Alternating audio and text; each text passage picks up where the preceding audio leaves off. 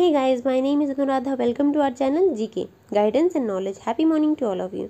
आज हम बहुत ही ज़्यादा सीरियस टॉपिक के बारे में बात करने वाले हैं, तो चलिए शुरू करते हैं। हम पहले ही कोविड-19 की दूसरी वेव से जूझ रहे हैं।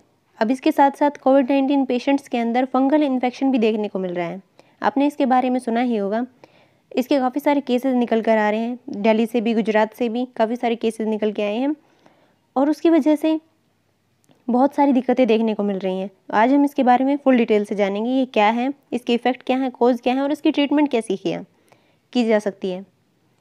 आप ये तस्वीरें देख सकते हैं, ये बहुत ही डरावनी तस्वीरें हैं। तो चलिए जानते हैं इसके बारे में, ये क्यों हो रहा है और क्या है ये। इसे म्यूकोमाइसिस नाम दिया गया है। ये एक ब्लैक फंगल इन्फेक्शन है जो कि कोविड-19 पेशेंट्स के अंदर देखने को मिल रहा है। इसकी वजह से कुछ लोगों की आंखें भी चली जा रही हैं, उनकी आँख देखने की शक्ति खो रही है।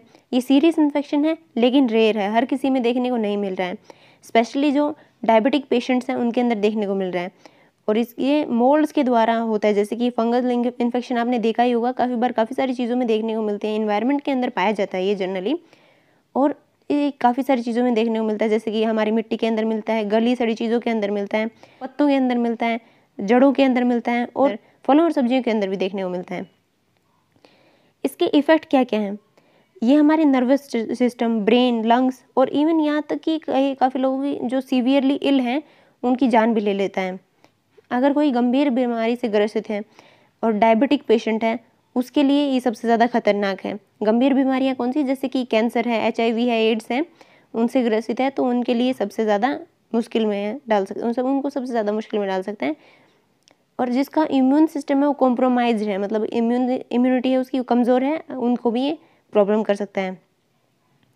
कुछ केसेस में ये हुआ है कि पेशेंट्स हैं, उन्होंने अपने देखने की शक्ति और इवन दोनों आंखें खोनी पड़ी हैं।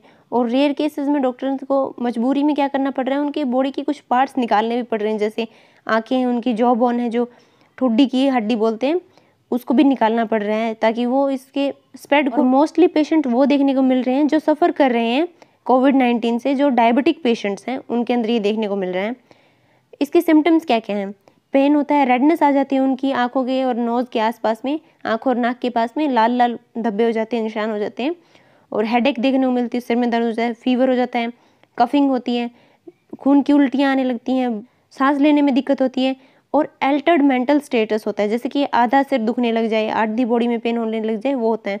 और उसकी फर्टिलिटी रेट भी ज़्यादा है, 50%। अगर किसी को हो जाए तो 50-50 चांसेस होते हैं कि उसकी जान बचेगी या नहीं बचेगी। और फिर जानते हैं इसके कॉजेज़ क्या क्या हैं। ये ज़्यादातर ट्रिगर होता है किसकी वजह से? कोविड-19 पेशेंट के अंदर जो सीवियर पेशेंट्स हैं उनके अंदर ये स्टेरॉइड की वजह से होता है, क्योंकि कोविड-19 पेशेंट्स को स्टेरॉइड की टेबलेट्स, मेडिसिन दी जाती है जो कि लाइफ सेविंग ड्रग मानी जाती है कोविड-19 पेशेंट्स के लिए। उसके अंदर हैवी मात्रा में स्टेरॉइड होता है जिसकी वजह से ये ट्रिगर हो जाता है, इसके होने के चांसेस बढ़ जाते हैं। स्टेरॉइड का यूज़ किया जाता है ताकि जो लंग्स के अंदर जो सूजन है उसे कम किया जा सके, ताकि ऑक्सीजन लेवल है उसको स्टेबल किया जा सके, उसके लिए हम स्टेरॉइड का यूज़ करते हैं।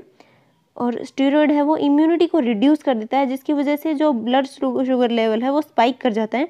कोविड-19 और नॉन कोविड-19 पेशेंट्स के अंदर भी इन्फेक्शन है उसके होने के चांसेस और भी ज़्यादा बढ़ जाते हैं।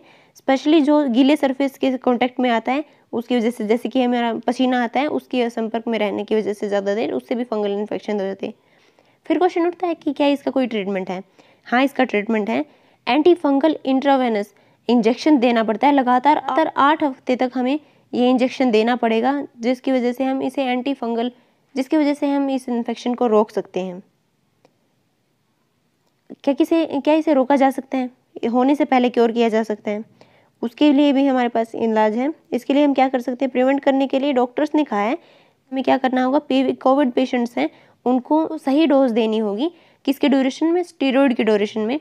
और इनका कॉन्स्टेंटली चेकअप करना चाहिए, जो कि शुगर लेवल है उसे मेंटेन करने के लिए डिस्चार्ज होने के बाद में, उनकी छुट्टी मिलने के बाद में घर जाते हैं तो उस टाइम पे उनका ध्यान रखना चाहिए। और नीति आयोग के जो मेंबर हैं, जो हेल्थ से रिलेटेड मेंबर हैं, VK पॉल, उन्होंने भी बहुत ज़्यादा ध्यान देकर, स्ट्रेस देकर कहा है उन पेशेंट्स को, और जो ऑक्सीजन सपोर्ट के अंदर है, मतलब कि ICU के अंदर है, उनको नमी की चीज़ों से दूर रखा जाए, पसीना वगैरह है उससे भी दूर रखा जाए।